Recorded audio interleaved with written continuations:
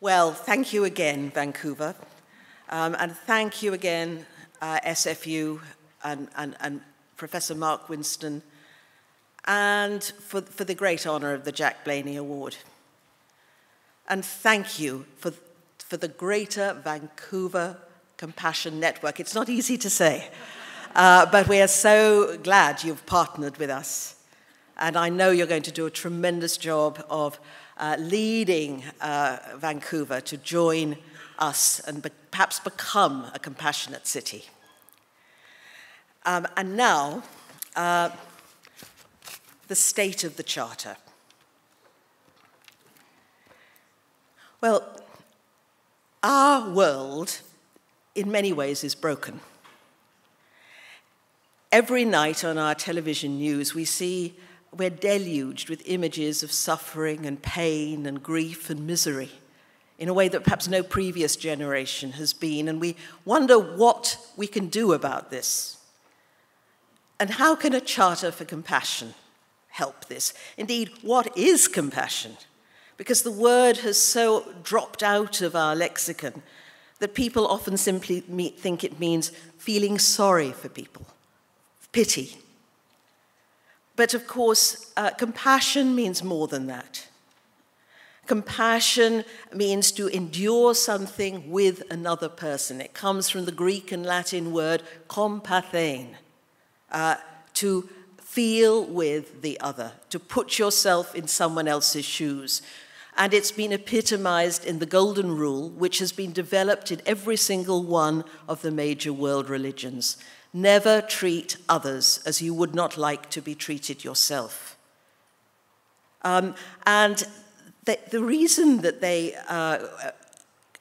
developed all this ethic quite independently was that it reflected something deep in the structure of our humanity. We understand compassion, we respond to it, because it is inscribed deeply in our nature and even in the physical makeup of our mind. And the great sages insisted, all of them, that you could not confine your benevolence to your own group. You must have yan ai, concern for everybody, even your enemy. And now it seems clear to me that unless we learn to implement the Golden Rule globally, so that we treat all peoples, whoever they may be, as we would wish to be treated ourselves, we are not going to have a viable world. We're so deeply interconnected with one another. These images of pain are not confined to a distant part of the globe. We've created a global society where we affect one another all the time. Economically, when markets plummet in one part of the world, stocks go down all day long around the world. What happens in Afghanistan today can have repercussions in New York or London tomorrow. We've seen that in our 21st century. And we're linked together as never before on the World Wide Web. We are one people. These scenes of suffering we see are not something sealed off in unfortunate regions. They will rebound upon us because we cannot live without one another. And the only way in which we are going to achieve a peaceful world is if we learn to treat others as we would wish to be treated ourselves. Had we done that in the past, we would not be experiencing so many difficulties, problems today, because there's been a build-up of frustration, sorrow, pain, and distress that is sometimes exploding in the terrorist activities and the wars that threaten and damage us all. So, how did the Charter come about? Well, when I heard that I'd won the TED Prize, I knew that the TED Prize gives you a wish for a better world. And I knew almost immediately what it was I wanted, because as a historian of religion, it's long been a frustration to me that the religions, which have all got this ethic of a concern for everybody and the golden rule, and say that it's the heart of faith, the test of true spirituality, should be making a major contribution to one of the chief tasks of our time.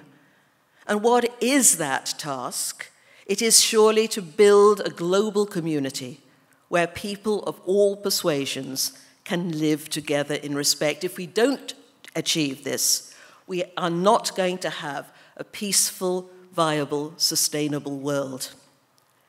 And yet, it seemed to me you never heard religious leaders talking about this much. They tended to talk about doctrines, etc., or a certain sexual ethic.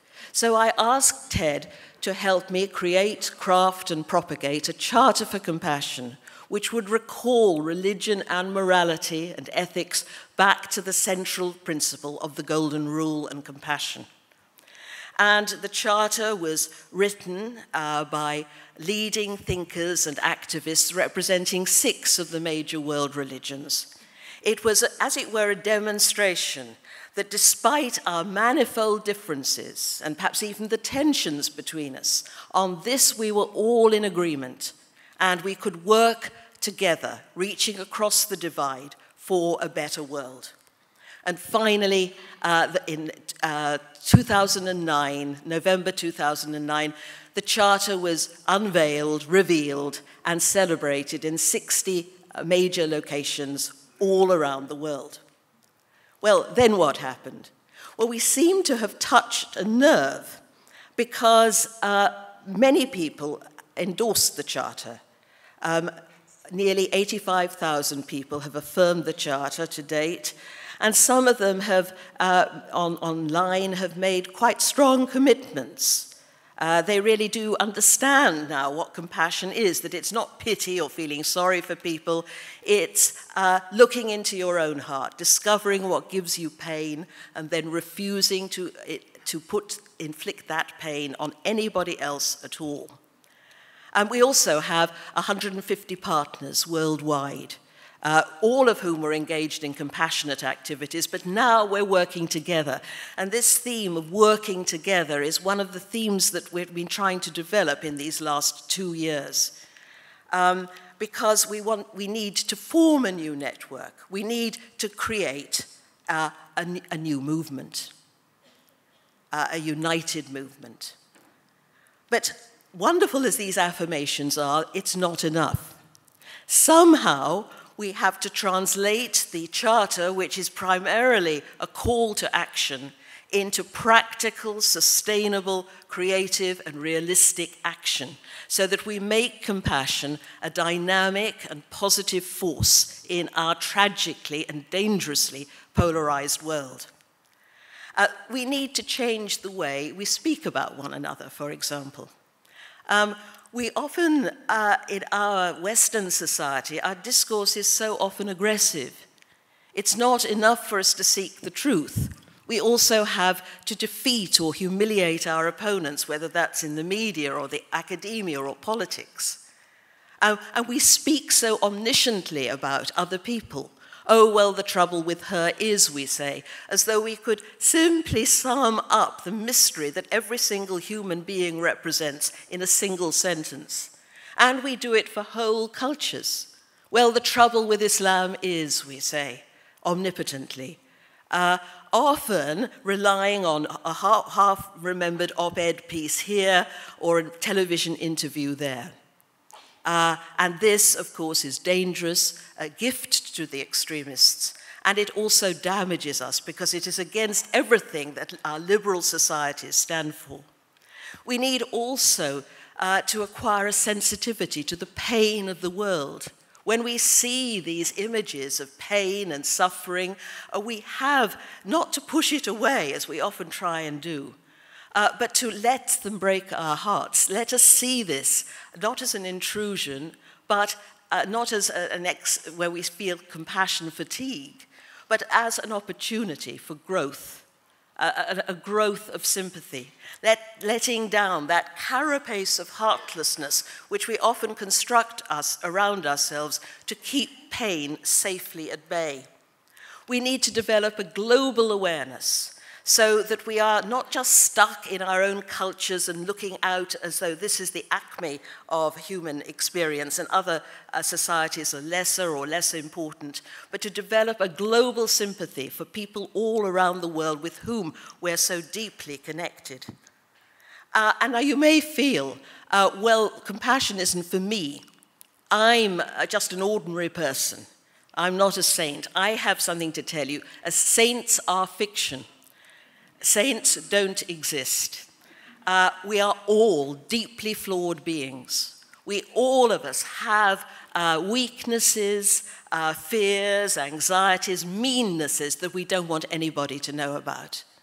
But even the great Gandhi, Martin Luther King, they were flawed human beings, and yet look what they achieved. It shows you the power of what one person dedicated to compassion can do. And imagine if all of us who believed in the golden rule got active, what we could do if we were really, really committed. So compassion isn't an option. It's the key to our survival. So what are we doing about it? Well, first off, we've just launched a brand new website. And I'm absolutely thrilled with it. I think it can provide a meeting place for people all over the world who are struggling to create this united movement, to find out what's going on in different parts of the world this week, hearing new stories, hearing about new developments that are happening, as you're going to hear, all around our planet at the moment. One of the great projects is our Cities campaign. Seattle led the way here. Seattle was the great pioneer. In 2010, they declared Seattle a compassionate city and invited other cities to join them. And at the moment, there are over 70 cities worldwide waiting to go through this process. Well, what does it mean to become a compassionate city? It certainly doesn't mean that you are compassionate already. It means that you're putting compassion on your radar screen. You're going to try to integrate the compassionate ethic, the golden rule ethic, into the gritty reality of city life in the 21st century. Because this is the heart of the city, is the heart of our civilization. I have, every year in Seattle, they undertake a practical task on which the city works together that needs to be done, perhaps an environmental issue or a business problem. And the object of that is to raise awareness of compassion and bring it from the lumber room of our minds back to the forefront of consciousness. I have dreams, when we're further down the road here, of twinning compassionate cities, so that you can have a city in the Middle East twinned with a city in Canada or the United States. And people, the universities and schools in those cities can communicate, we can exchange news, and gradually some of those misapprehensions we have about one another can be broken down. Recently, Louisville, right in the middle of Middle America, declared itself a compassionate city with enormous enthusiasm. The mayor of Louisville is determined to set a world record in compassionate acts. Now, in Canada, New London has declared itself a compassionate city, and Canada's been a leading enthusiast for the book clubs, which are studying my book, 12 Steps to a Compassionate Life, and trying to integrate this into their daily practice. 61 reading groups in Vancouver alone. Pakistan, perhaps one of the jewels in the crown of the Charter. In this country, which is on the, on the front line of so many of the conflicts that are tearing our world apart so dangerously, I cannot describe the enthusiasm and commitment for the Charter in that country. They're concentrating principally on education. And just one of the many inventive and extraordinary things they've done is that they've introduced a compassionate character into Sesame Street. And when I was there, I met the company, the puppet company, who are making the puppet. And I said, I want this guy to be really cool. I don't want him to be some simp handing out flowers and uttering sweet platitudes. I want him to be clever and funny, and sometimes to make mistakes. Now, I don't think you're seeing him up there because he's having some costume changes. But the last time I saw him, he was looking great. The idea is that preschool children will become accustomed to that character. He'll be a role model for them, and we can use that character in our primary school compassionate curriculum. Now, Pakistan is working closely hand in glove with Jordan on the other side of the Gulf. They too are intensely interested in education. During Ramadan, Jordan and Pakistan together had a competition on the web where they invited people to post up a compassionate action every day during Ramadan. And there would be prizes for the most imaginative acts, but compassionate prizes, not a mobile phone or an iPad, but a cataract operation for somebody who might need one, for example. Now, we didn't think that there'd be more than 10,000 takers, but 40,000 people took part all through Ramadan. Again, the idea is not just the competition, but to make people aware of compassion, to rescue compassion from the junk room of our minds and put it back right in the center of our consciousness. Next year, we are quite convinced we'll be in this competition, people in Saudi Arabia, Iraq, Iran, Lebanon will take part too. Holland, another trouble spot which has great problems with its Muslim population. What is wonderful when you go to Amsterdam, who's been involved in the Charter almost from day one, you see Muslim and Dutch young people working together to create a more compassionate society. And they have done a wonderful thing. Some Dutch people have translated the charter into a charter for medical ethics. The young Dutch citizen doctor who came to see me about this said, you know, we doctors, we go into medicine because we want to help people. And somehow in the course of our training, that gets knocked out of us. Let's put it right back in. Now, one of my personal favorite projects is the prison reform campaign by Ari Cohen, who's in the front row there, in Seattle. Ari has devised a program for training prison officers and treating prisoners in a more respectful manner. When it was put into practice in a very problematic Washington jail, the idea was that the goal was to decrease violence in that jail by 2.5%. In fact, the project, it was so successful that violence was decreased by 100%. It worked. And now they're working out in the wonderful practical way they have in Seattle what it would save the federal government to implement this throughout jails in the United States. Schools are a big part of our compassionate outreach, especially in Pakistan, Holland, and Canada. The Charter's been adapted for small children. Curricula are being introduced at various levels. The networks of compassionate schools are being created in which the staff who are teaching compassion also have to go for training days. We don't want to give them the idea that compassion is just for kids.